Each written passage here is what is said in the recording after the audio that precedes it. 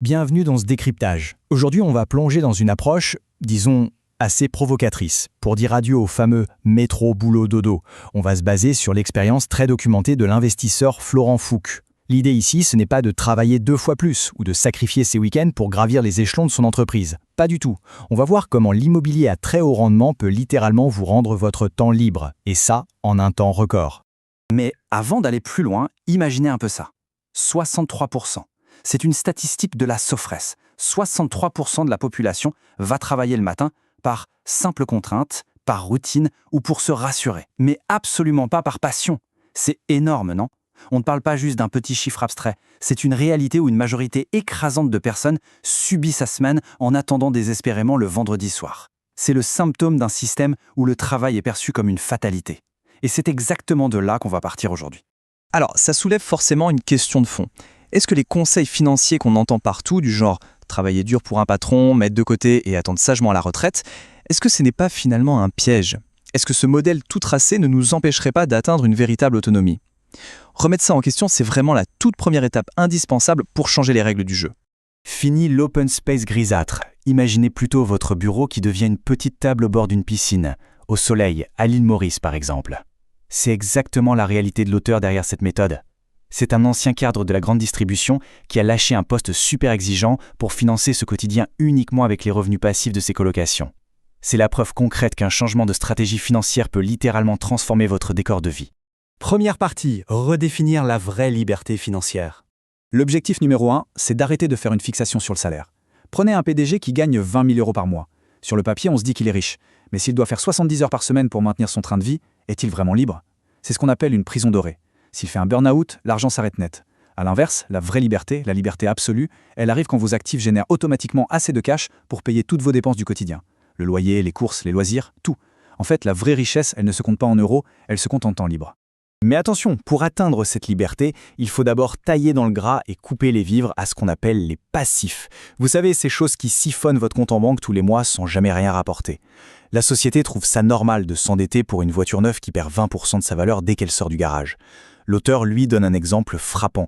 Il a roulé dans une voiture d'occasion à 3 500 € pendant 7 ans. Pourquoi ? Parce que moins vous avez de dépenses incompressibles, moins vous avez besoin de générer des revenus passifs élevés. Du coup, l'indépendance arrive beaucoup plus vite. Deuxième partie, les mythes de l'immobilier démystifiés. Allez, on attaque les idées reçues et là, accrochez-vous bien parce que les mathématiques font un peu mal. On entend tout le temps qu'il faut à tout prix être propriétaire de sa résidence principale. Eh bien, regardez cette somptueuse villa. L'acheter vous coûterait plus de 8 275 € par mois en comptant le crédit et le coût d'opportunité. Alors que la louer, 1 875 € par mois. Le calcul est vite fait. Le secret des investisseurs rentables, c'est de garder leur capacité d'emprunt pour acheter des actifs qui rapportent de l'argent au lieu de s'enfermer financièrement dans les murs de leur propre maison. Et puis, il y a le fameux mirage de la défiscalisation du genre Pinel ou Duflot. Le mot réduction d'impôt agit souvent comme une formule magique, mais c'est un piège redoutable. Économiser 300 € d'impôt pour perdre 500 € de vraie trésorerie chaque mois, c'est une catastrophe tout simplement. Ces programmes vous poussent souvent à payer un bien neuf bien au-dessus du prix du marché. Résultat, vous perdez de l'argent tous les mois, vous ne choisissez pas vos locataires, les loyers sont plafonnés, et pour couronner le tout, le prix s'effondre à la revente quand tout le monde essaye de s'en débarrasser en même temps. Troisième partie, les mathématiques du cash flow. Alors, le cash flow, c'est quoi exactement ?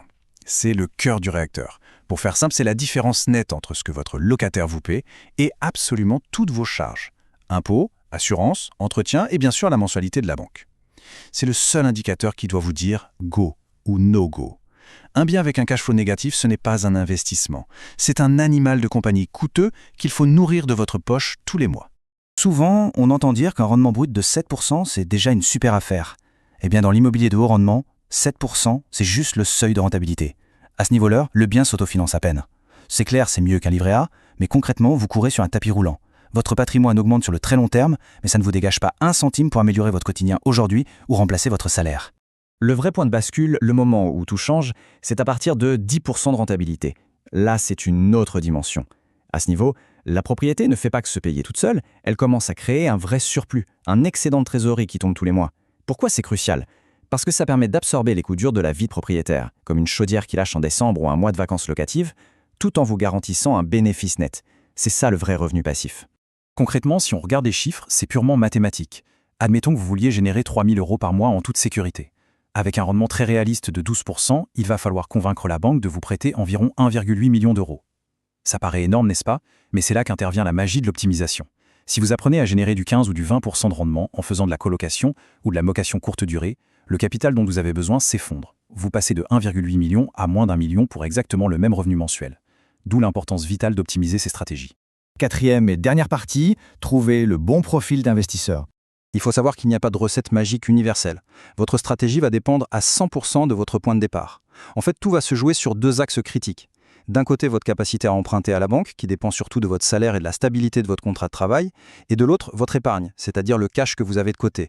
On commence tous quelque part sur ces deux axes, et il faut être très lucide sur sa situation pour ne pas se tronquer de chemin. Quand on croise ces deux axes, on obtient 4 grands profils. Évidemment, ceux qui ont un gros salaire et beaucoup d'épargne ont un boulevard devant eux. Mais attention, les autres ne sont absolument pas hors jeu. Quelqu'un avec un petit salaire mais une belle épargne va rassurer le banquier et pourra faire ses premières opérations. A l'inverse, un bon salaire sans apport devra batailler pour du financement à 110%. Par contre, alerte rouge pour le quatrième profil, si vous n'avez ni capacité d'emprunt ni épargne, la priorité absolue n'est surtout pas d'essayer d'investir, c'est d'abord de redresser la barre, d'assainir vos finances et d'apprendre à budgétiser. Ce qui nous amène à la question de la fin, celle qui compte vraiment. Dans quel cadran vous situez-vous aujourd'hui? Atteindre l'indépendance financière avec l'immobilier, c'est tout à fait possible, et c'est très mathématique. Mais ça demande une honnêteté intellectuelle totale.